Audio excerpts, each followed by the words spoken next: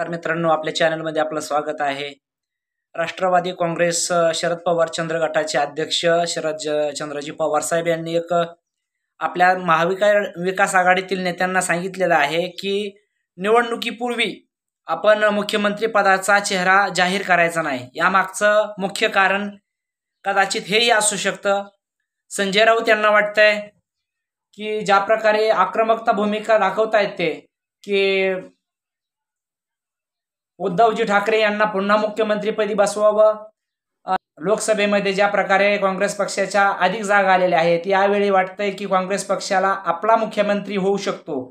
याच गोष्टीवर कुठंतरी शरदचंद्रजी पवार साहेब यांना वाटतंय जर हा प्रकार आत्ताच सुरू झाला तर आघाडीमध्ये बिघाडी व्हायला काही वेळ लागणार नाही।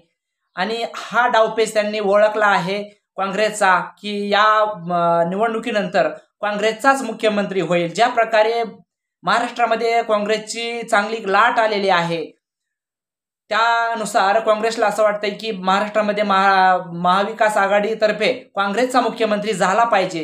ही कुठंतरी धोरणं शरदचंद्रजी पवार साहेब यांनी ओळखलेली असावीत आणि त्याचमुळे आता कुठंतरी मुख्यमंत्री पदाचा चेहरा आपण जाहीर न करता सामूहिकपणे निवडणुकीला सामोरे गेलं पाहिजे आणि त्याच्यानंतर निवडणुकीनंतर ज्या पक्षाला जास्त आमदार निवडून येतील त्या पक्षाचा मुख्यमंत्री होईल